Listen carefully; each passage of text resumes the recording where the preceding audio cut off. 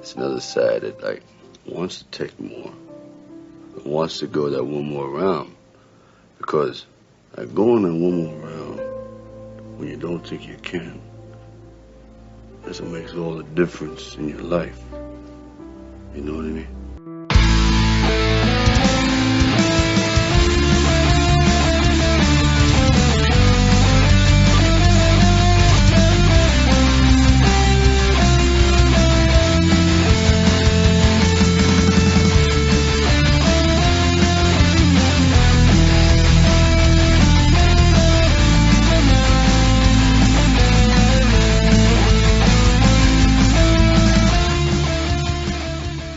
Welcome to another episode of One More Round, the Rocky Series podcast. I'm your host, Ryan, and with me today is Katie and Kyle. How are you two doing today? Fabulous. How are you? Good. Depression. I mean, yeah, I'm doing good. I'm doing great. I can't be better. Before we get rolling, has anyone seen the Creed 3 trailer? Did anybody watch it by chance? Katie, did you watch it? I did. Oh, you both watched it. Okay. Katie, what is your thoughts on the trailer? Overall, I would say looks pretty predictable. However, I think it'll be good. I think it will be an enjoyable watch because of Jonathan Majors. I think he is the reason to watch this. Like, his character, he is just going to steal every scene. In my opinion, he's the reason to go to the movie. I'm a big fan of Little Tony. He reprises his role. The storyline looks where they are and the daddy-daughter, and it's all pretty predictable, but I think it will be enjoyable. I don't know if I will go to the theater for it, but yeah, it'll be fine. My general feeling as I watched it is I felt good. I'm like, oh, this is interesting. I wasn't rolling my eyes, or I wasn't disappointed that, you don't see Sly in it, of course. I actually felt good, so that was good. It passed that test. My first impression was it gave me a bit of a Rocky 3 vibe. You have the champion. I think it's you say 7 years or something like that. He said it was a long time, so he'd been winning fights, and he said, "Come on, I've had 10 title defenses or whatever." And you have this guy who just recently gets out of jail, is hardened and tough, and he's hungry and he wants it bad. That guy kind of gave me a little bit of a Clubber vibe, although there's a big difference because they know each other and they were initially getting along, but it has a lot of the same themes of Rocky 3 that I see, which I did say about the last Creed film too, but I think it'll be okay. I never go to the theater. Katie had mentioned maybe not going to the theater. I've been to the theater, I think, once since the pandemic started, so I might just go see it in the theater because I haven't been in so long. You have not seen it, have you? No, I haven't watched the trailer. I've seen a little bit of headlines, people's comments here and there. And there's a reason. I don't watch trailers in general. I don't seek out trailers, even with actors or especially movies that I'm interested in seeing. So I'll rarely watch a trailer because either I already know, like, for example, Brad Pitt's latest film, Bullet Train.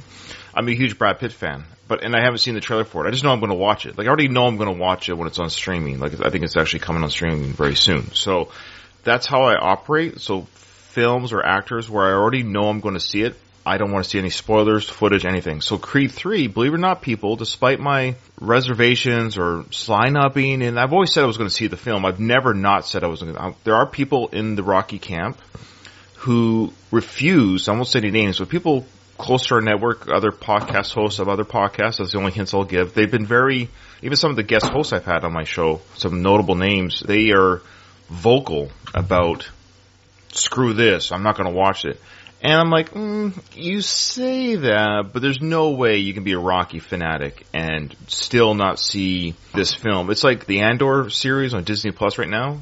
But anyways, the point I'm trying to say is that it's a Star Wars universe film, but it doesn't have Luke, doesn't have Darth Vader in it maybe or whatever. It doesn't have Han Solo or whoever, but people still watch it because they enjoy the universe. I would be very surprised if some of these hardcore Rocky nuts never, ever watched Creed 3. Hate watch it. Sure, you can hate watch it. And that's the thing is, and I've said before again, I want it to do well. I don't understand. There's people in the Rocky camp that almost want it to fail. I think they're the same people that aren't going to watch it. My hope is that it does do well critically and at the box office, because it is still part of the Rocky universe. Like, people will see this and they'll still say, I've seen all 3 Creed films. Now I'm bored. I want to go watch the Rocky films. And there was people that saw Creed 1 and 2 who did not see the Rocky films, who went back and watched the Rocky films. So there's people there, Michael Beat audience fans, who saw the Rocky films after watching Creed because Creed was so good. Creeds 1 and 2 were enjoyable films that people actually went back again and watched the Rocky films. Imagine if the Creed films sucked.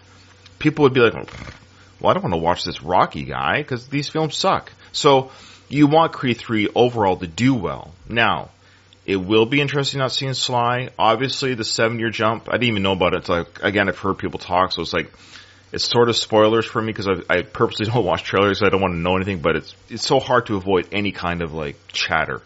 So I heard about the 7-year jump. So I think the reason why there's a 7-year jump, it's twofold, as if it's my guess. I don't know if the trailer shows anything regarding Rocky, but my guess is Rocky is dead in this universe. There's a time jump which would, in Rocky's lifespan, is he still alive at the age of 84, 85 that he'd be in this universe? Cancer probably got him or something. So I think it's enough of a jump to eliminate the Rocky. This is why Rocky's not in the picture. He is gone. Dead. I hope not. He is referenced. Okay. He is referenced. But it doesn't, yeah, he's referenced, but I don't know. I really hope that I hope there's another reason. I hope he's just like in Vancouver with Milo. I hope that's why. Sly was really pissed off on Twitter. Irwin Winkler talked about this in previous episodes. Yeah. I had this thought the other day when I saw the trailer. Let's say they did kill the Rocky character and someone leaked that to Stallone. If maybe that's what got him so pissed off. It's a good theory. Yeah. It is a good theory. I know Sly would never let Rocky die. Yeah, I think Sly always likes to have something in his back pocket just in case for later. That's the vibe I get from him. Maybe now, but when he wrote Rocky 5, he wrote Rocky's death in that film. It was actually the studio that stopped it, Irwin Winkler, because Irwin saw the money. That they told Sly, you don't kill Batman, you don't kill James Bond, you don't kill Rocky. That's what they told Sly in 1990. That's true, but a lot has changed since then. I don't know what it is today, but his feelings as a 45-year-old in 1990 were, I'm done with this character. Yeah. So enough that he was going to kill him on screen. Apparently, he was going to die in the ambulance ride with Adrian holding him in the back of the ambulance. That was the death scene. He wrote it. They filmed it or something. They got close to it or something. Like John G. was on board with it. John G. Elvis and everyone except for the studio, Irwin Winkler, because they own the product, so they can veto any idea that Sly has. Okay. I'm looking forward to it. It comes out in March. I will be watching it on streaming, though. I should have said that. I won't be watching the theaters. I'm not a theater guy in general. I actually just went to the theaters, as I say this, for the first time in a long time last week. Well, it was my son's birthday in the middle of the month, and he wanted to see Halloween with his old man. He's a teenager. He goes, Dad, you want to take me to the Halloween movie? Because he likes watching those, and he watched the new trilogy on streaming. And I said, yeah. So I watched the final Halloween movie with him, Halloween Ends. Oh, is this the last one with Jamie Lee Curtis? Yeah, it's over. Okay. I only like the VIP part of the theater. That's the only one I'll go to now.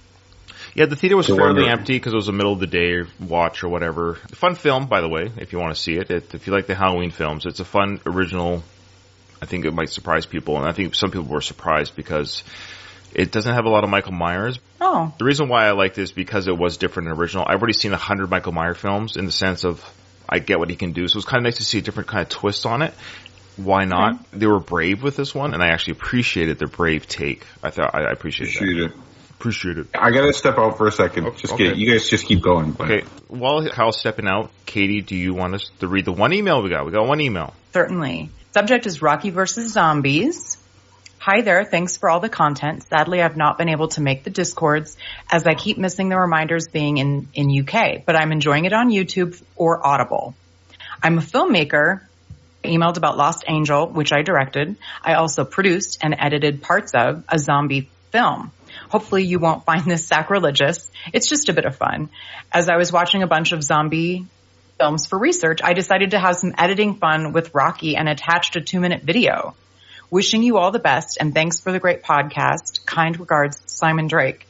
Oh my God, did he put together like a Rocky zombie? It's pretty clever. I think he combined, I'll explain it for audio listeners, but for those who are interested, if you come to in the show notes, there's a link to our Facebook page and there'll be a link to our Twitter account. I'm going to post this video for Simon in those respective. Oh, got it. Yeah. So, and I thought about even showing it for the YouTube viewers, but I was like, because then it'll play out for it's hard to explain. It won't translate. Okay. So what it is, I'll set up the scene here. What it is for our audio listeners is it's Rocky running in Rocky 2, and he's edited the sound effects of zombies for the kids. So when the kids are chasing Rocky through the street, it's zombie sounds and it's scary music. It looks like and sounds like the kids are zombies chasing after Rocky. And then he intercut scenes from World War Z, I think, with the zombies running through the streets with the aerial cam shot. It shows zombies kind of running fast through the streets. So he edited World War Z with the sounds and effects from that film. And then when Rocky gets to the top of the stairs and he's like cheering and the kids are around him, he inserted the audio edit of zombies eating people and Rocky screaming. So that, oh my God, that's cute. That's a cute idea. Yeah, it's funny. It's not sacrilegious at all. I do not worship at the altar of Rocky, where it created memes throughout the years. Yes, it's fun. It's fun to make fun of things that you love. So it's very Halloween-esque as Halloween approaches us very soon here. I will share it again on our Twitter and on our Facebook. And Simon's, he's a filmmaker. He watches us on That's YouTube awesome. too. This all makes me feel like I've gotten so much less ambitious as I'm getting older, and I'm like, God, that seems like a lot of work. You know? Well, it's his job, editing and working on film, so he just did a little thing like that. So good for him. Appreciate you listening, Simon. We appreciate everyone that's in our Discord. We'll give a shout out to everyone in our Discord. We've got about, I think, 7 or 8 people, watching us live as we record. Again, join our Discord. It's free. You get to watch us, all the pre-edit stuff, so to speak, the mistakes, Kyle shutting his camera, things like that. All the stuff that I edit out for the iTunes show. Also, watch us on YouTube, because if you go to YouTube, you get to see the scenes that we're reacting to, so you get to see and watch like a watch along with us, like a video commentary, so you get to watch that on YouTube if that interests you. But a lot of people know the film so well they can almost just visualize it as they hear it. And I'm surprised YouTube never blocks it. It's not like you're playing the whole film, right? You're just playing parts of it. You're right. I'm not showing the whole film unaltered. And blocking isn't like you're getting in trouble. It's just there's algorithms on YouTube that if you play something long enough too, it'll be like, you're not supposed to, that's copyright claimed or something. So you'll get a claim, which is fine. The claim just means the company gets all the ad revenue. So they're like, yeah, you can show our show on TV. That's how reaction videos do it. If you show our music on your YouTube channel reacting to it, that's fine. Knock your socks off, but we're taking the ad revenue. That's how they work that out. So that was our email. Oh yeah, we've got a couple new patrons. We want to thank our new patrons that have joined and are giving me some help, and I appreciate that. It does pay for the feed that I use monthly to get these shows from the Last of the Action Heroes podcast network out there. And it gives me a couple bucks and buys me a cup of coffee for the hours of editing I do every week for this entertainment that you guys enjoy. Hopefully that you enjoy. Okay. So I do appreciate it. That's it. There's Creed 3 news. Jennifer and Sly are still together. I have something that I would like to showcase. Right. Yes, please. Thanks to this network. Hang on. I have something. Oh, live show here, folks. What the? You see? Oh, yeah. Oh, Human Butt Kiss. Cool. That is that a John Rivoli painting? Yes. That is gorgeous. I've seen that, but explain how that got to your, to your hands. I have been talking incessantly about how much I love Butt Kiss and that part of the film, and we just covered that scene. And then John Rivoli posted that he'd recently done a Butt Kiss piece of art and shared it on this show's Facebook channel. I was like, oh my God, I think I might need to buy that one. I bought it. There's multiple sizes. My sister literally texted me as I was completing my order. She's like, I think I need that. So she ordered it too.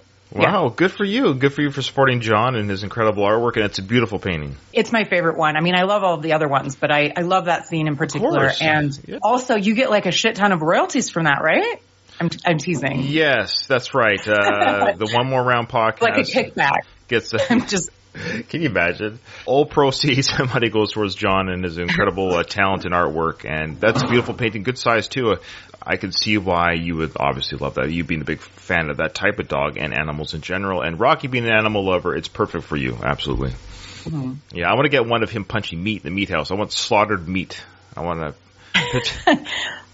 All right, well, this is exciting. We are now going into... Today's basically the training sequence day. This is a big recording day. But before we get to that, we have a little bit of a moment of rocking the ring with Mickey. Okay, now when you walk into the ring with the #1 heavyweight of the world, you'll be ready, won't you? Why? Because I waited for 50 years to make you ready. You'll be able to spit nails, kid. Did he say 50 years in Rocky's apartment when he was talking about how long he's been in this racket for? Was it 50? Okay. Hmm? He's 76 years old, so he's 26. He's been waiting since he was 26 years old to get Rocky ready for this fight. Makes sense. He's been destined to do this. All the knowledge that he's accumulated since over the last 50 years is now culminated into him being able to train his protege, someone with the talent to beat Creed. And I think Mickey isn't bullshitting. I think he really believes that Rocky's going to do well against Creed. Yeah, that's an interesting point, and I think it's something that's not talked about a lot when it comes to the Rocky discussion, and you don't hear very much, but I think Mickey, unlike the audience, and maybe involved, we know Rocky later in the film, incredible Alone in the Ring sequence, is that Mickey, I think, truly believes that, and he's right, that Rocky does have the ability and the heart to beat Apollo. It just wasn't enough. I think had they been given a proper amount of training, I wonder if the results would have been different. Imagine if they were able to condition Rocky from the beginning, whatever it is. You need 10,000 minutes, or whatever that is, that, you know, how much. Yeah, for 45,000 minutes, or a 45-minute fight, you need 45,000 minutes, 45,000. Yeah, if you want to blow it, kid, I'll do it with you. I'll do it with you. Okay. Well, this fight has to have the perfect combination of Rocky taking it seriously and Creed not taking it seriously, for it to be close. That's true too. Yeah, so that when Creed took it seriously in Rocky 2, Rocky got the beat out of him. So he got beat up really bad. That's the edit part. and got knocked out at the end because he got greedy and wanted the knockout. That's right. Yeah, in part 2, you had still a peak. Yeah, we'll get to that now. Those are Rocky 2 discussions. We're going to head over ourselves. But I just love how Mickey, 50 years I've been waiting for this. Okay. Like the guy says, you're gonna eat lightning and you're gonna crap thunder. Like the guy says, you're the only one that says this, Mickey. Yeah. Yeah, who's he talking about? If that's something he heard someone say back in the day. Like, that's a guy known only to Mickey. Some guy in some gym back in, like, the 30s or 40s or something like that. Unless we're missing some famous saying. Yeah, there might be a saying from an actor or some sort of sportscaster or some sort of, boxer, fighter, trainer back in the day that would say this. They just credit him as the guy. Like, so there might have been, maybe people can let us know if there's, Man, everybody's in such a good mood. Oh, he's ecstatic. Rocky, you can kind of see it. Rocky, you can see him smiling there. Michael, he's super happy. Now, we sure that's Mike? We sure it could be his twin brother Jimmy. It could be. And Mickey, he's in a good mood. Like, we're at really the peak confidence and high here. That's a good point. Yeah, Mickey's just loving this. To make you rich, you'll be able to spit nails, kid. Like the guy says, you're gonna eat lightning and you're gonna crap thunder. You're gonna become a very dangerous place. Yo, Mickey. Hey, how are you? Oh, Rock. I want you to meet our cut man here, Al Savani. Take a look at his eye. How you doing now? That's right. Ain't bad. Seen worse. Yeah, you ain't so bad yourself, you know. Cover up. Things will be okay. Cover up. Things will be okay. What's he talking about there? Is he talking about blocking, or is he talking about the Vaseline, or I don't... Blocking with his hands. Like, don't have someone repeatedly hit you in that eye for 45 minutes without he's trying to defend yourself. Al's advice, which is good advice. It's good advice. I wish Rocky would take that advice at some point in his boxing career, blocking. Yeah. Is it this Al guy? My memory's failing me. Is he in them? Is he the cut man throughout? Yeah. Yes. I forget how deep he goes, but he's a real cut man in real life, by the way. Yeah. Wasn't he even in... Did he even come back in Creed? Or was that a different guy? No, I don't know. No. Dead by Creed, I think. Yeah, Stitch was there. Okay. Stitch was Mason Dixon's quarterman in Balboa. And then that's right. Okay. Rocky's quarterman in Creed. I know for sure Al Savani goes up to Rocky 3. I don't know if he's there in Rocky 4. I think he is. And then 5, no. I bet a Rocky podcast would know this kind of stuff. Yes, they would look this stuff up. The Rocky Files would know this stuff. I'm always going to credit them. They would know this stuff. we don't know what we're talking about. Cover up, you cover up. That's right, go and take a shower, will you? Okay, Mick, I'll see you tomorrow. Yeah. And they're jazzed. You covered that. They're so ecstatic. They're jazzed. He's got the love of his life. He's got his dog. He's training for the Fight the Champion. He's feeling a little bit more confident. Mickey's all excited. Love this little chit-chat here with Mick and the cutter. You covered that Whitmore fight. Whitmore fight. That's why you won. Listen, we We got a winner here. We got a chance. Now he goes to the body like nobody you've ever seen. You just stand by, boy, and we're going to win. You just stand by, we're going to win. So, I mean, to be fair to Mickey, he has seen a lot of fighters. He's seen a lot of different types of... He understands the business.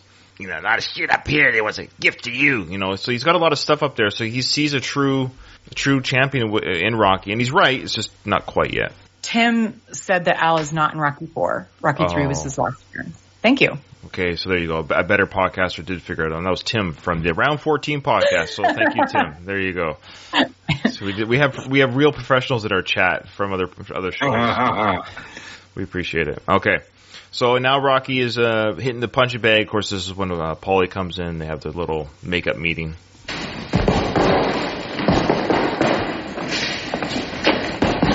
Hey, Rock. It's okay I talk to you? Okay, you talk to me? Sure. I figured some angle to make some money off your name. My name? How's that? Advertising. I know about that stuff. What do you know about advertising? Huh? Hey, you can make money off my name, make it, okay? Now, it's an interesting little pause there because, of course, they had their big fight. This was probably the first they've obviously have spoken since that incident. And now Paulie's, obviously hat in hand, literally saying, hey, can we talk? And Rocky's like, sure, you can talk to me. You want to talk? The little pause, I just noticed it between, because it looks like Paulie's been trying to be serious. Like, I can make money off your name or I can, advertise. I know about this stuff. And Rocky kind of does a little bit of a dig. Like, what do you know about advertising? And I don't think he was even trying to really be funny. I think it was kind of serious, too. He's like, Paul, what do you know? And then he sees a little bit of the pain in Paulie's eyes, like that kind of stung. Like, oh, he's serious. And he goes, okay, if you want to make money off my name, go ahead. So he actually lightened up a little bit. Like, you could tell the first comment was like, what do you know about advertising? It was a little bit more of an attack than a jibe, than a friendly jibe. I think it was a little bit more like serious. And then he saw Paulie go, oh. Rocky lightens it up. Oh, if you want to make money off my name, make it, okay? This is probably, as far as we know, the first time they've spoken since he smashed his own house up and the tea set. Such a huge scene that he forced Adrienne out of her own house. He came kind of hat in hand, but he didn't in the way that he asked something from him. Right. Like, it's not an apology. It's not like, hey, let's work things out. It's like, hey, can I have something from you? Can I make money? Imagine if you and I got in a big fight on the podcast, and then I was like, hey, Ryan, let's see if I can make some money off your podcast. I know about those things. I know about that stuff. Like, that is a weird... Yeah, that's fair. Basically, these are two guys. These are stereotypical 70s guys. They don't talk about their feelings. They don't do any of that shit. Right. This is their way of making up without actually talking about it. Paulie's saying, hey, could you do me this favor? I think that's his way of saying, one, he actually does want to make money, but two, it's his way of saying, do you forgive me? Are things okay between us? When Rocky gave him shit, like, what do you know about advertising? That's kind of Rocky saying no, and then lightening up and saying yes. And it helps that Rocky's coming off this scene before where he's in such a good mood. Like, Paulie caught him at a great time. Good point. Good point. Yeah. I'm gonna take a shower. Oh, yeah. You wanna help me open these? You can see how Rocky 2 is not very shrewd, as Mickey would point out. Because it's not like, hey, I'm going to make some money off your name. If I'm Rocky, I'd be like, look, if you're making money off my name, I want a piece. It is my name after all. Like, we're going to split this. You do the work to make it happen. If you're doing it off my name, I want half, or whatever it is. But Rocky's just... He doesn't become a good businessman until 3. Yeah. Yeah, who was handling Rocky's finances in part 3? Because they were doing a good job. They should have stayed with him. Could have been that guy all along. Like, that guy could have been doing stuff with his money the whole time. Because with Rocky 5, that guy was buying real estate in Rocky's name and trying to flip it. It's so weird. It's so stupid. And we'll talk about that. We'll get to that. All right.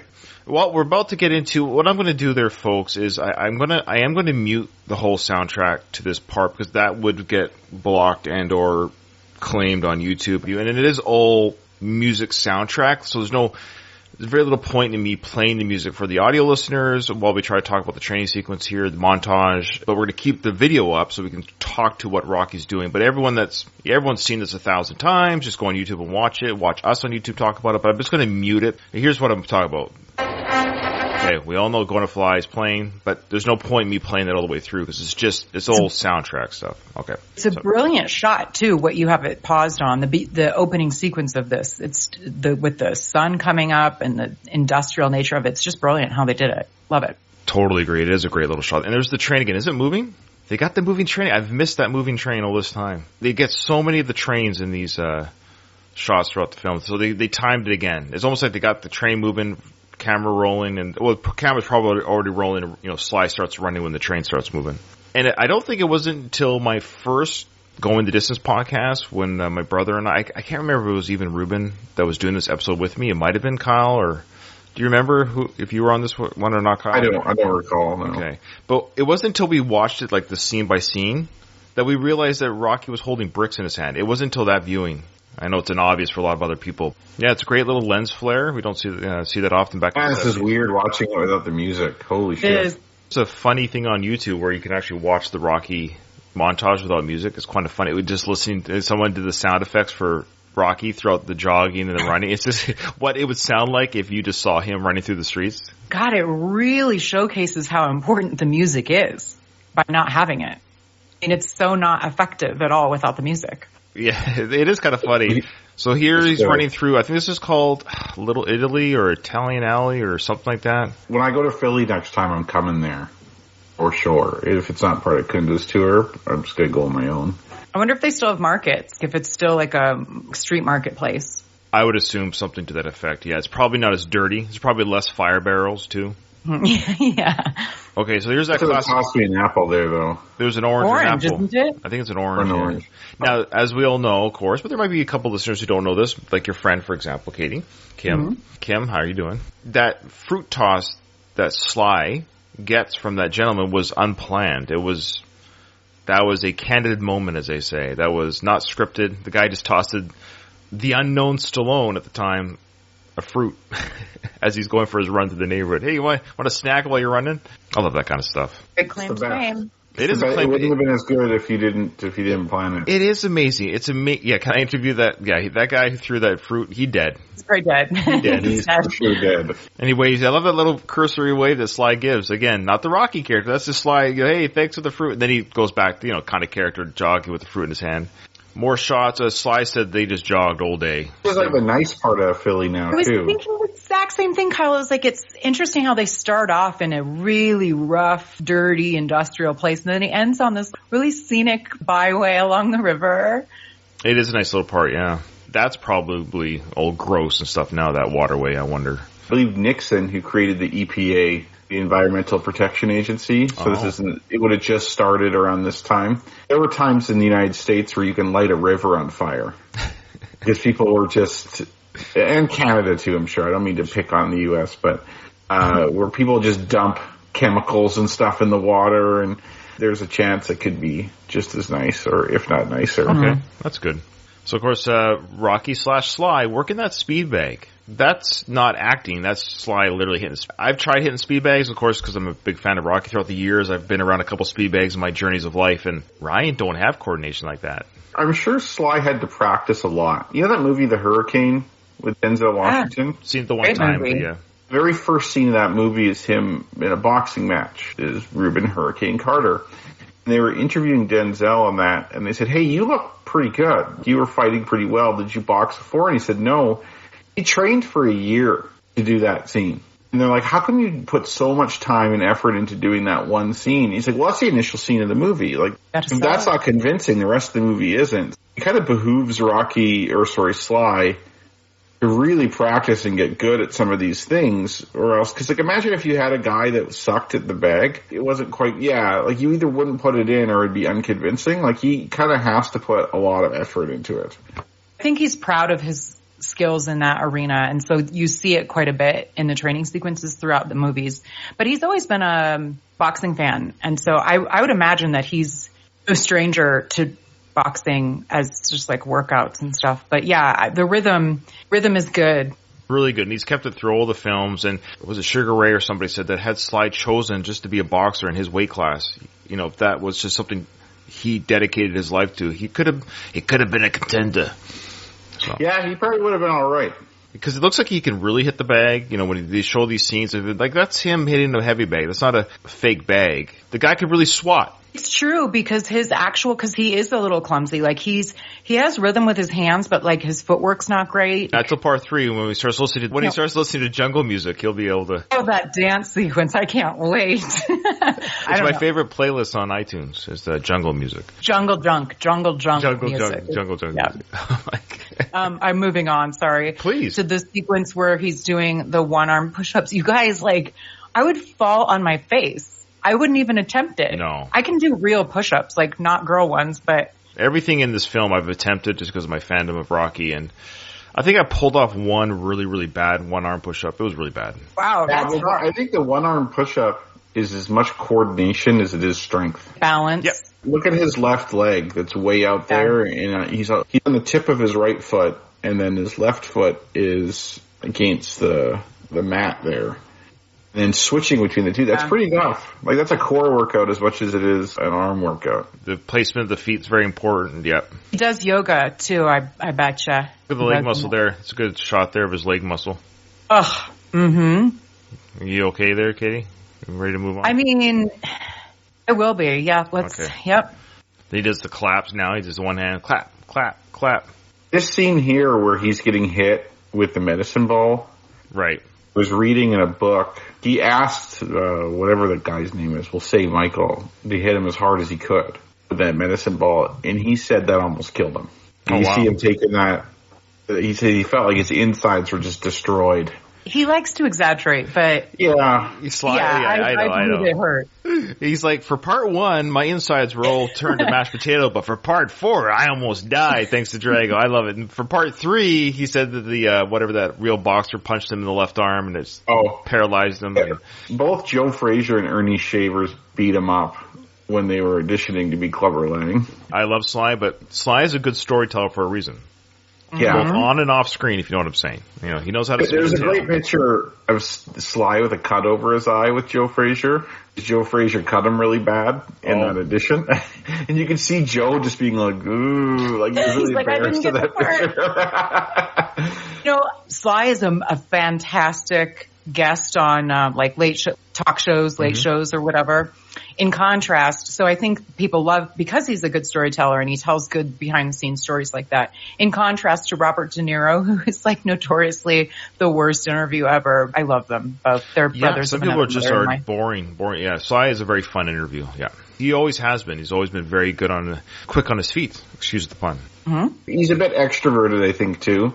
Yeah, but I think if you're a really introverted person, you probably don't interview well. Good point. These upside down sit-ups where he like bends his back in half over that ringside or whatever, I don't know if that could be good for the back. It doesn't look good. It's not. It's not good for your body.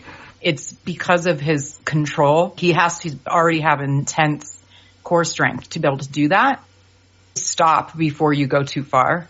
It's insane. Back to the meat factory. So it's showing again that the meat factory punching of the meat with his bandaged hands is that's part of his workout. He does this rotation of morning jog. The sequence of events are kind of out, but it starts with the morning jog, pounding meat, then he goes to the gym. The next day, morning jog, pounding meat, gets his breakfast. Adrian, make the meat. Go to the gym. Back to the one-arm push-ups. So let's keep showing the same things over and over again. They do. It's funny. Without the music, it's not as... catching up with the chat. Ryan, Kyle, and Katie push-up contest. Now that's a show. Tim. And then was that part of Ryan's training, hugging a man on a beach? Maybe. No, Ryan and I, next time we see each other, we can recreate that the scene hug with scene. you. Yeah, we could do like me, Kyle, on the beach, and we could do like me and Katie. Like, I'm afraid, Katie. What do you want to say? I'm afraid. Yeah. I think that's the boring part. I wish I was as good as Apollo that I could run. I guarantee you run faster than me. You can probably do more push-ups as well. I'm not a very good push-up guy. I'm really not, but I actually have horrible push-up strength. But I can run. I have decent push-up strength, but I can't run. So Same. I got gaps, you got gaps. Together we fill gaps. I love this line that Mickey says after his one-arm push-up deal. He goes, "You're gonna kill him." I thought Mike said that. Oh, that's right. Sorry, Mike said that. That's right. Mm-hmm. And he does the okay sign. I love that. It's good that he's confident, but he's a bit in a dream world right now. I forget what it's called. You can look at it. It's a certain graph. When you're learning something new, like when you initially start doing it, your assessment of your abilities is way off. Like you feel like say you're learning Spanish or something like that, and you could throw together a few phrases. You like think that you can speak Spanish, and then you're going to get to a point where you start talking to someone and they throw something at you and you don't understand a word, and then you're just like, you kind of get brought back down to reality. Or I feel like Rocky, he started off where he was winded going up the stairs and was kind of low, but then now he's training and he's getting stronger and he's getting good. He's kind of in that nice little fantasy state there where he feels like he could just beat up anybody. The Bell part of the confidence curve. Yeah. In our chat, someone said, Shotgun Aces said they think it might be called Pink Cloud. Now, it's close. Pink Cloud is a syndrome that can be attributed to feelings of increased self-esteem. Yes, but after a person has undergone a period of sobriety. So it's close. But that effect, though, of the brain of thinking, I can do this, maybe your brain is a little bit more, or your heart, I should say, is not quite in line with your actual ability. It's great to have confidence. Not only do I want a confident heart surgeon, I want somebody who's competent too. Confidence can only go so much. Like, I'm very confident I can cut you open, fix your heart. But do you know how? That's kind of the other question. That AOK thing they does with the 3 fingers and that's actually a sign for 666, sign of the beast, just so you know. Why? That's weird. It's okay. It's big in Hollywood, and a lot of people, like, honestly, there are people who are conspiracy theorists who would see Rocky do this and say they're Sly, showing that he has sold his soul to the devil to become famous for this film. God. I'm not even joking. Oh my God. People, come on. You know what we didn't do? Oh, never mind. I just realized. My brain, I swear, my memory is total shit. That's okay. I was like, we didn't do trivia because we're done with trivia. That's why we didn't do trivia. I thought that too. And I was, oh yeah, we finished it. I'm like, all I have to care about is how many times people say bum. It's only one thing to worry about now. Yeah. Now, this is a great shot here. Of course, everyone's very familiar with this shot of there's the movie van that's driving and it's filming Rocky. And the Steadicam, I assume, would be in the van because that would eliminate any of the jostling of the vehicle, right? So this is a great shot. You've got a Steadicam in a van, almost out the window here, filming Sly running. And, with the Rocky character. But this is Sly gunning. And an unusual ship behind him, too. Yeah. It's like he beats it. It wasn't that part of the effect. He tries to race the ship. Also, he's still in these shoes. How his feet have to just kill. So what Apollo can't do. Apollo, he gets the right shoes, he gets the right everything, and it makes you a little soft. And then there's the little plaque thing at the top now that has the imprints of those shoes on the steps here. If you go to the steps today, let's just go back because I love the sequence here of him running up the stairs, right? And the music. He's not in pain this time. Oh, he's loving it. The Steadicam, as you know, we got Brown. I think his name is Jim Brown, going around Sly here. I love that. Walking behind Sly, and he's okay, I'm behind you, arms up. I guess there must have been some sort of signal to Sly, okay, because he can't see. Okay, we're right behind you. Put the arms up. It's a great sequence. Filmed this a few times too. I don't know how much they would have. You're right. I don't know if this was one take only. We do know this was filmed the same. I think it was you, Kyle, that mentioned this, or somebody mentioned this. That Doug did. Who was it? Doug. That's right, Doug. The other smart residents of our show. Doug from the Rocky Minute said that when they did the slow run, why he's wearing the same shoes there, Katie, too. When he did the slow run up the stairs, then they reset, and then now this is the same morning with the sun rising. Now they're doing the fast run up the stairs. So how many takes did they do? Probably not a lot because they would have to keep the same lighting for, the sunrise. Yeah. I hate knowing stuff like this. I hate knowing that this was done on the same day. It's hard to keep the imagination and the suspension of disbelief going. Yeah. I want to think that he's trained and now he ran up that because he's stronger. Mm-hmm. Good acting on Sly's part. He pretended to be in pain and hurt when he ran up those stairs. Okay, reset, and he ran up the stairs right after. I think it's kind of funny, actually. But yeah, it's called acting. I love this area of Philadelphia. If you ever go to run up the steps, I visited Philly. I walked from the steps here to downtown. Oh, wow. It's a cool walk. They have the flags from every country in the world. You'll see it in Rocky 2 when he runs there from Independence Hall. But look forward to going there one day. We will go there. We will have a meeting at the top of the stairs. And we have to go to Adrian's. Is that the real name of the restaurant? Victor's Cafe, I think is what the name. Yeah, that's right. Victor's Cafe. The shots here, I just can't give them enough credit. The gorgeousness of the skyline with the sun coming up, and just knowing that it was such a guerrilla style filming, and then now the opposite shot from the bottom up to the museum. I mean, it's just like such 1976. I just very much appreciate the older time mechanisms for filming than everything now. Mm-hmm. It's easy to forget the time. This is just some random place. And the reason this place has significance to a lot of people is because of this film. No one would know about these steps unless you're from Philly otherwise. Like Katie was saying, like they have like the random guerrilla type of filmmaking where the guy had the invention of the Steadicam. They found these random stairs somewhere and they made something cool out of it. It became iconic, and people running up down those steps for decades afterwards. That's a huge, huge accomplishment. Somebody from Philly that's old enough to know, let us know. But it's maybe, I'm guessing there are certain places in a city that are known to be really good spots to watch the sun come up and see the city skyline or whatnot. So maybe the museum is known for that, and that's why they did it there. But either way, I would venture to guess that outside of Philly, people would not know this museum without the movie. I would never know, but why would I ever know about the Philly steps if it wasn't for Rocky? There'd be no reason. I think you guys know the trivia that's coming up. If you don't, let me know how they filmed this part. I don't know what you're referring to. Okay, so watch Rocky dancing on top of the steps here. It's actually in reverse. The filming's in reverse. Oh. This right here is actually them zooming back. So they filmed it zooming back. So that every movement you see Rocky do here is actually in reverse. They started close to him and then zoomed back, but we're zooming in. So all these movements are in reverse. Watch, you can just kind of tell how his legs look funky when he's doing the little dance on the steps. Yes, it is. That's why. I didn't know that, Ryan. That is a super interesting fun fact. Thank you. That's why I'm here, you know. Hey, I like to just pause on here. You see his face like that? Which part? Sorry.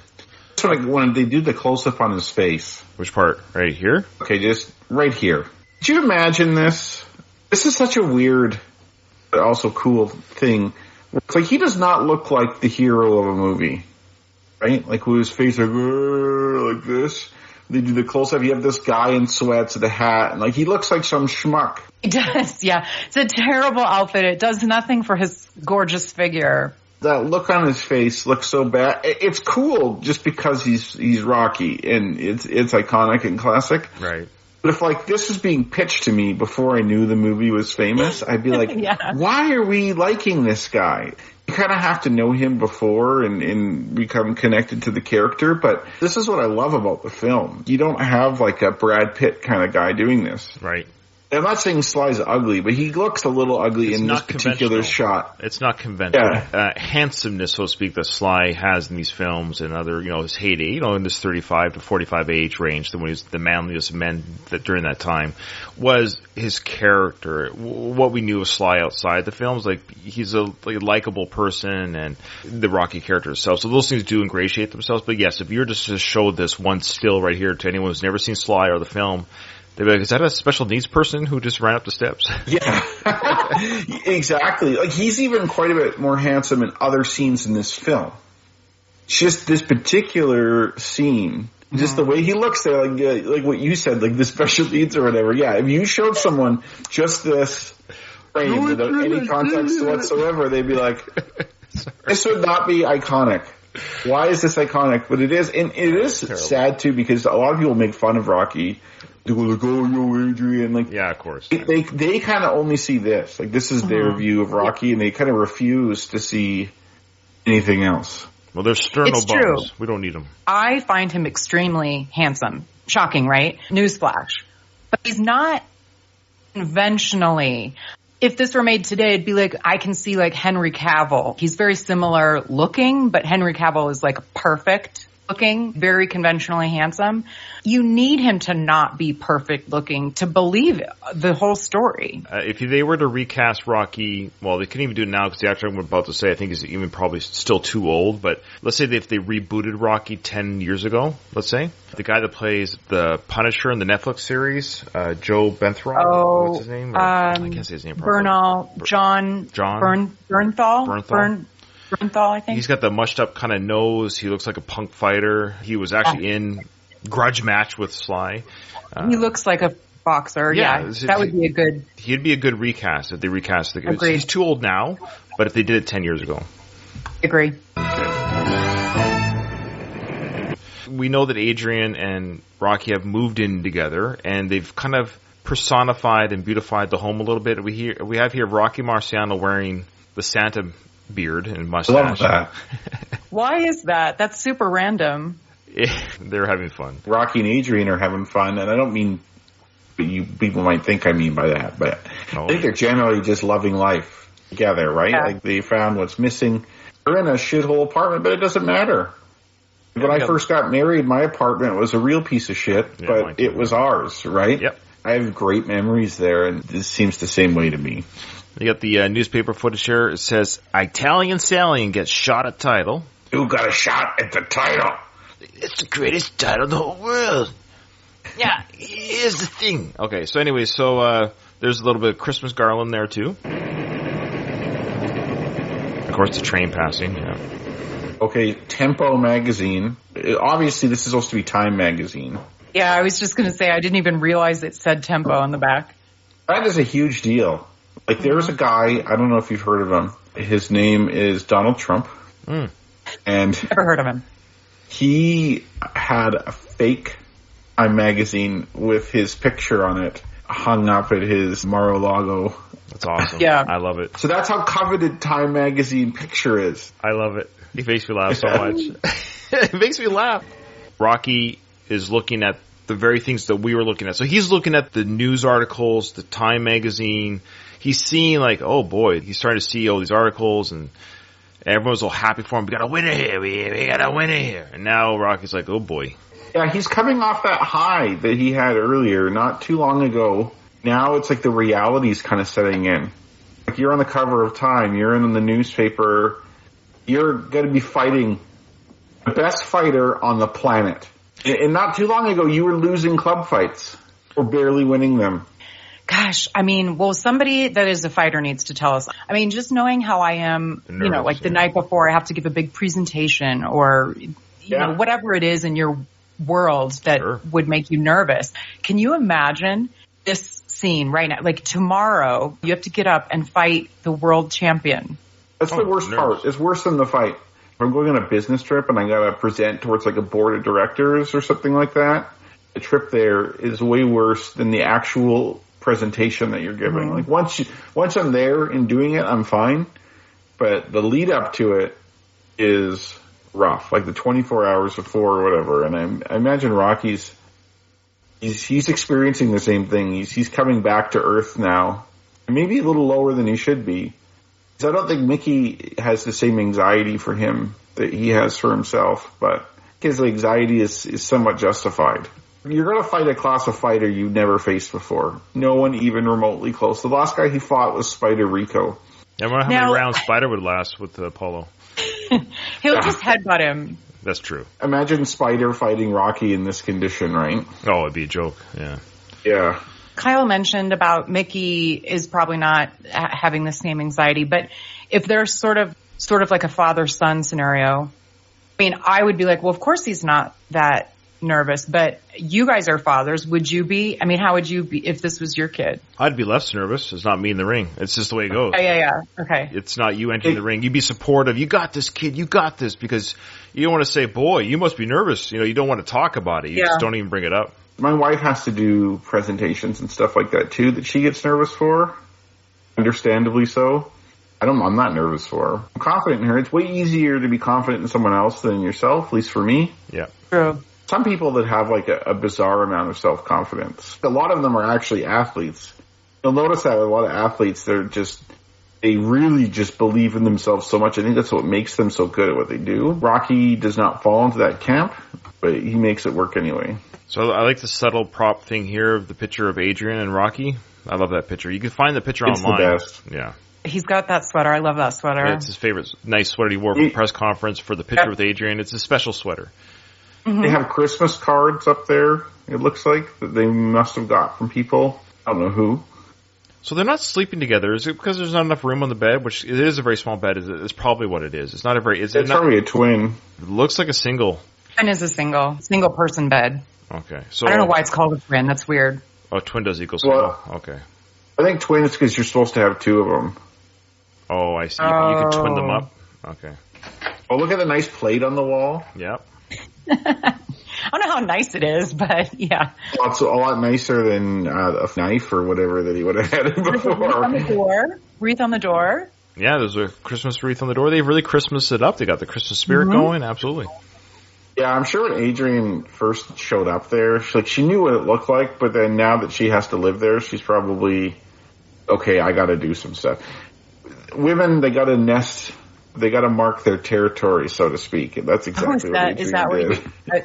Yeah, okay. If you moved into a guy's house, Katie, would you make some changes aesthetically to the place? I've only lived with one boyfriend, and he moved into my house. So okay. Did he make any changes? Not really. I mean, a little, exactly. Got some stuff. Guys don't usually care. Just give me my computer desk or the couch in front of the TV. I don't. Okay. Well, we'll say this. Say you and what's-his-face decide to get your own place together that you bought or whatever, and you moved in there. Say he moves in there a day before you or 2 days before and starts setting his stuff up. I have a feeling you might make some changes. Typically, women care more about decor and stuff. Yeah. So here's a great shot here. I love this shot, talking about shots of behind the shoulder of Rocky as he climbs into the ring, looking at Apollo, the banner, big banner of Apollo. It's just a great shot of empty spectrum. And this sequence in the soundtrack is actually called Alone in the Ring. That's actually what Bill Conti titled this. It makes sense. It is kind of interesting that Rocky had access to the spectrum. I'm sure the security guards, he comes up there, he gets approached by security. They're like, oh, holy shit, this is Sly. Or not Sly, this is Rocky. He's on every newspaper and stuff. He's famous. He's like, hey, guys, could I come take a look around? I'm sure they'd say, yeah, sure. It's a great little shot, too, of the Steadicam, of course, being used lots in this film. So the Steadicam follows Rocky into the ring. Rocky walks around the ring once. The shot starts with him looking at the Apollo banner. We haven't, as an audience, seen the Rocky banner yet. Of course, Rocky has. He climbs into the ring, does his move around the ring, and now we're seeing with Rocky him looking at this huge bigger than life-size painting of him. I think it's great. They got the Apollo one. They nailed the Apollo one, but they really did not. I don't know who they painted here for this painting. Was that on purpose? Because they really nailed Carl Weathers, and they got the Rocky face.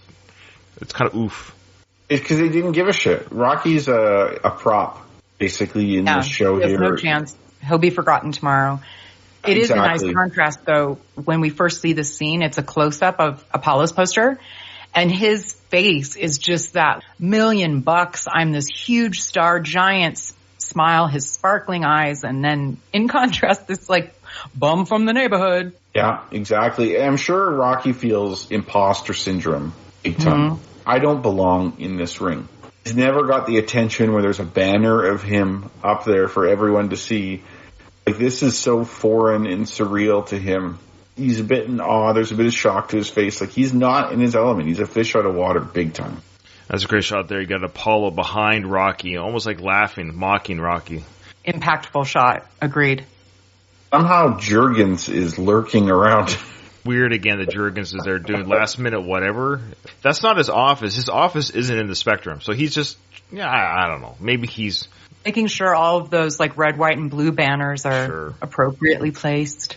It's a bit of a plot device having Juergens walk in to make this scene happen as it does. But we know why this scene took place now, right? Does everyone what they're about to say regarding the shorts? I think it's obvious trivia that everyone knows. Okay. All right. Mm-hmm. Well, I assume everyone, yeah. Well, we'll say it for Kim. Maybe Kim doesn't know. Okay. So she probably doesn't. So, Kim, you're going to hear Rocky mention to Juergens that the painting's wrong. That we'll explain why after. Rocky, what brings you here tonight? Mr. Juergens, the poster's wrong. What do you mean? Well, I'm wearing white pants with a red stripe. It doesn't really matter, does it? I'm sure you're going to give us a great show. Try to get some rest, kid. Good night. What does he mumble there? You see him move his mouth right there? He goes, blah, blah, blah. I wonder what he was thinking as he mouthed those words. You see that? Sly, I always wondered what he said it's hard there. to say. Kind of reminds me of that scene of in Office Space. You ever seen that movie, Office Space? Where they're handing out Milton. the cake, where Milton has a cake, goes right by him every time, and he's mumbling under his breath. That's what Sly was doing there. He's doing the Milton mumble. Whatever it was to himself, essentially taking in what Jurgen said. Yeah, doesn't matter. I guess it doesn't matter. I'll put on a good show. So for Kim, for our one listener who doesn't know, so what happened was, Kim, is the prop department really did get this wrong. They painted... They only had a limited budget. They only had one pair of shorts for Sly, and his shorts are white with a red stripe. But when they painted it, they put a red with a white stripe on the shorts. So they wrote the scene in, or at least that dialogue in. Maybe they had the Alone in the Ring scene might have always been there. The dialogue regarding the poster being wrong, they wanted to address it to the audience, to those keen eyes who would see that his shorts were wrong. So they talked about it in the film. So there you go. Another moment where the guerrilla, low budget, shooting style of the film actually benefits the movie. Works out. Yeah. After this point, they're not going to give a shit about continuity or anything like that. Yeah. Like, they're going to really stop caring about pissing off the people who are really into the show. Hey, Adrian, how come our kid's 15 now? It doesn't really matter, Rock. We'll put on a good show. He's going to give us a great show. It doesn't really matter, does it?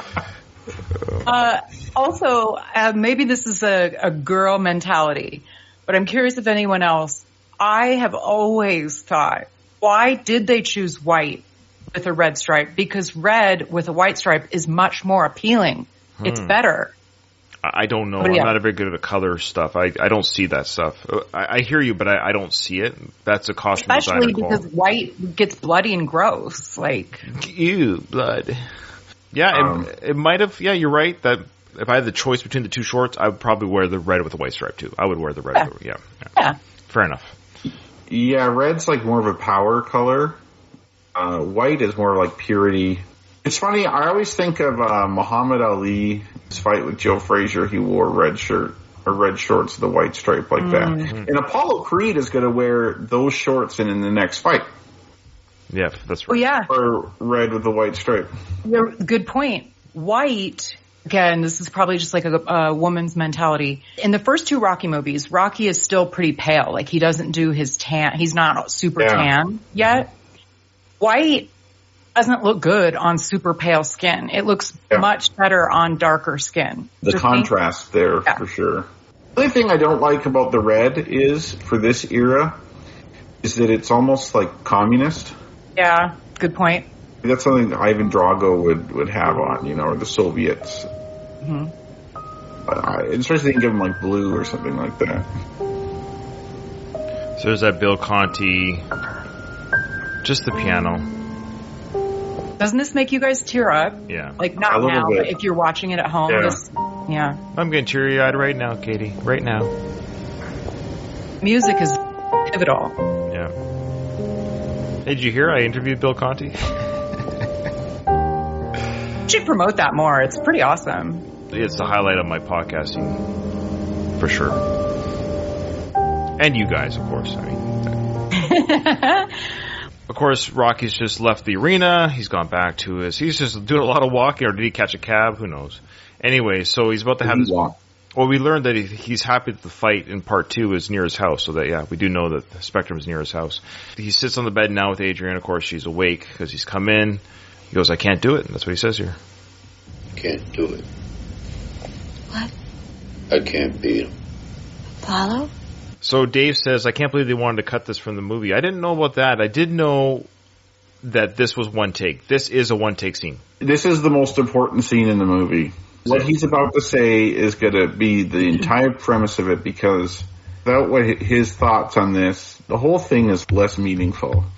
This is a pivotal moment because it sets the whole, what's in Rocky's mind before he enters the ring and what he accomplishes in the ring is so much more.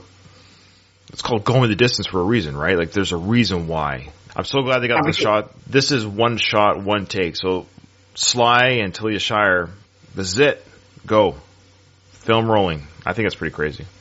I've been out there walking around, thinking. I mean, who am I kidding? I ain't even in the guys' league. What are we going to do? That's a great moment there. And this is something I need to do better of, especially when my wife is talking to me about problems, or often as men or whatever, or even as just as a spouse or a partner, we try to fix the problems that are presented to us. Yeah. And she does a great job here where she just says, what are we going to do? He's brought up his problem, and she doesn't try to solve it. She doesn't say she's or listening. Reassurance. She's listening, and she's supporting his struggle. And I love how she says, what are we going to do? That would make me feel like I'm not alone. Adrian sees us as a team, and I'm on a team with someone, and it's something we're going to work towards together, which makes all the difference. Relationship advice from Rocky. Yeah. Booby, Rocky. Yeah, oh yeah. I don't know. You work so hard. Yeah, it don't matter, because I was nobody before. Don't say that. Oh, come on, Adrian, it's true. I was nobody. That don't matter either, you know? Because I was thinking, it really don't matter if I lose this fight. It really don't matter if this guy opens my head either. So all I want to do is go the distance. Nobody's ever gone the distance with Creed. And if I can go that distance, you see, and that bell rings and I'm still standing, I'm going to know for the first time in my life, see, that I weren't just another bum from the neighborhood. Obviously, we all know that scene so well. It's hard to interrupt. I didn't want to stop it. Great acting by Sly, by Adrian. The camera zooming in as he's talking slowly. And it's very quiet. You know, you have to really listen, you know. And it shows his whole mindset. I was nobody before. Doesn't matter if he splits my head open. But maybe, just maybe, I can stand toe-to-toe with this guy for the full 15. Maybe I can do something no other person has done. Maybe I won't beat him. It's not about beating him. He can go his personal best, his personal distance, and then he'll know that he's just another bum. Yeah, one count for the bum from the neighborhood. So, Katie, are we getting close to your 230 bums, or how are we doing here? I think it's like 215 or something, but yeah, we're creeping up there. Okay. It's life in general, you know, and also how Sly views life. This is very along the lines of his speech in Rocky Balboa, where he says, it's not how hard you hit, it's how hard you can get hit and keep moving forward. A lot of people in life may not have been everything they wanted to be. I think there's something to be said about endurance, about perseverance, about just, I made it. I got through this. I was able to take everything that's been thrown at me, and I'm still here. I'm still standing. That is almost just as important as saying, oh, I've accomplished this or I've accomplished that. You may not be where you want to be in your career, or you may not be where you want to be romantically, but you didn't give up. You didn't just stop. And you're still there, and you're still throwing punches and taking punches. And I think there's something to be said about that. It's like a personal best. Like he's not trying to, he wants to prove it to himself, not necessarily the world. Yeah, exactly. But he's like accomplished a goal. His goal isn't necessarily to win at this point. However, I did wonder, up until this time that he's been training and they're like, you're going to kill him. You know, we really got a shot, you know, this build up. I'm wondering if he even like really thought about the ultimate, like this point in time, like, oh, I actually have to do this. Do I think I can win? Or is he just now realizing? I think this is playing to the audience a little bit. I think he's actually this Sly. I think it's a combination of the character, yes. So it's a great question. Did he really think? Did Rocky ever really think? Why is he thinking now he can't win? So that's your great observation. So what was Rocky's mindset at the beginning? Did he really think I had a chance? Because he even said to Jurgens at the office, you know, no, I'm not. I'm a ham and egger. That guy's the best. Like he's going to. So he did. So yes, he did. But then you're right.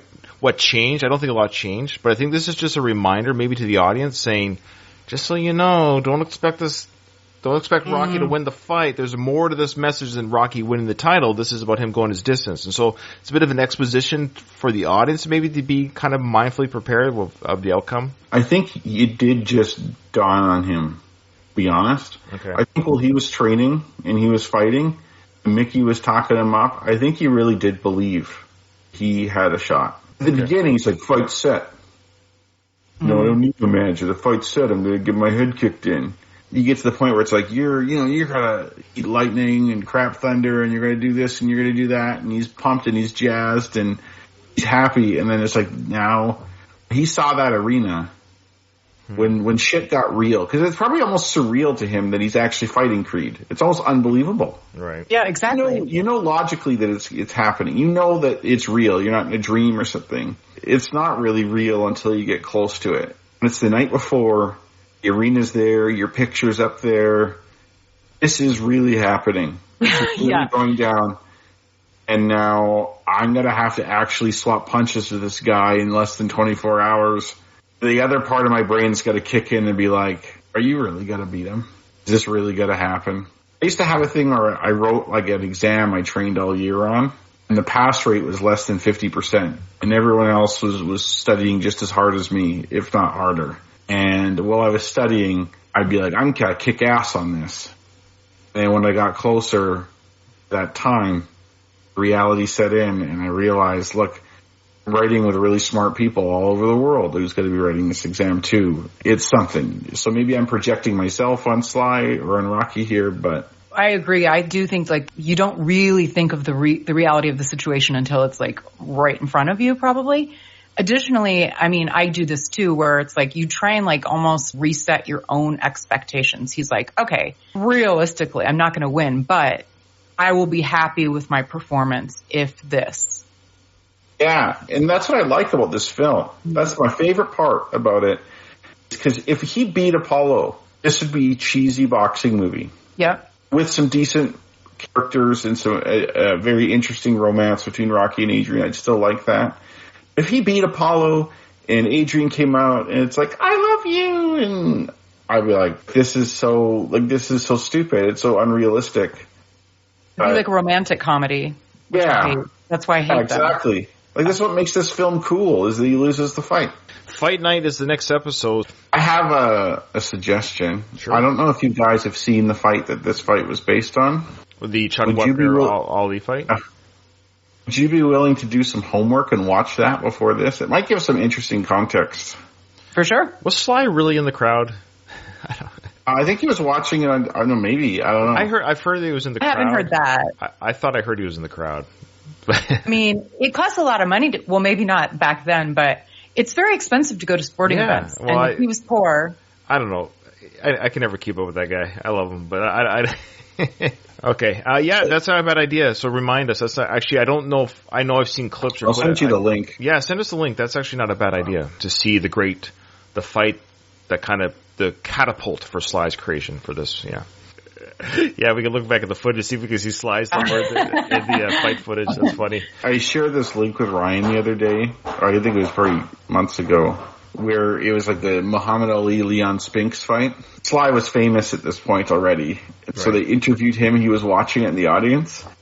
And Sly's like, oh, it's a very strategic fight. Very strategic. He's like, they're not wasting no energy, that's for sure. And I'm like, I love it. God, it's so funny how much like his real personality goes into this movie. Sure. That's funny. Certain words he's a big fan of, too. Yeah. Yeah.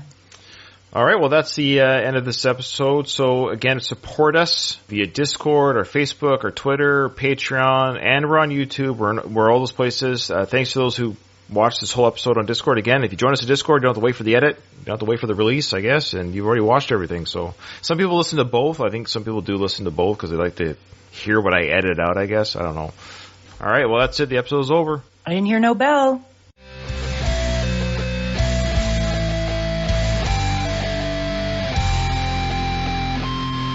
I just want to say one